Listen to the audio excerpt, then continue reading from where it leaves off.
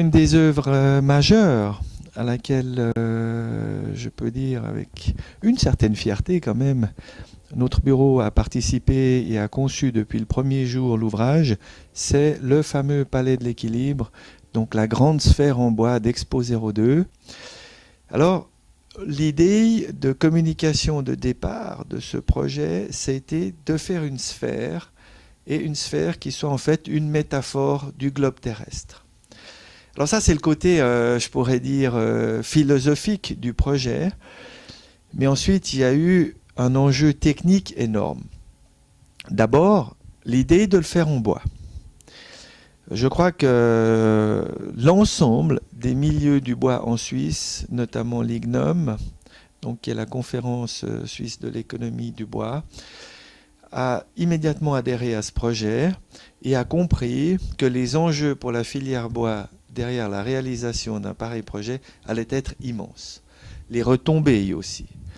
Parce qu'en fait, ce qui s'est passé, c'est que 2 millions de personnes ont pris conscience et ont pu toucher le matériau bois dans une réalisation absolument gigantesque. Et ça a été, je crois, un vecteur important pour une espèce de prise de conscience collective que le bois était un matériau fantastique, souple, adaptable pour la construction.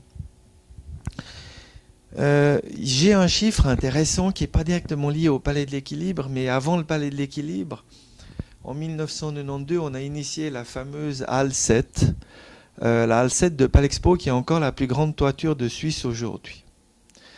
Cette toiture, elle fait 17 000 m² de surface, 51 mètres de portée, 330 mètres de long.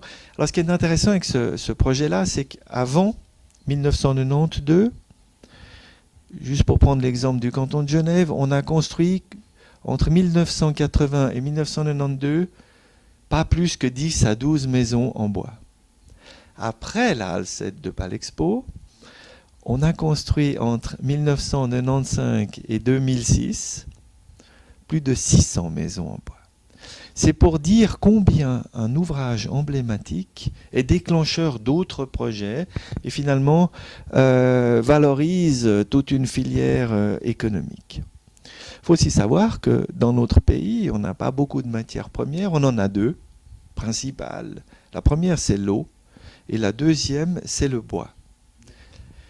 Et malheureusement, pour des raisons, on va dire, d'intérêt, pour des raisons économiques aussi, pendant presque un demi-siècle, la forêt suisse a été totalement sous-exploitée.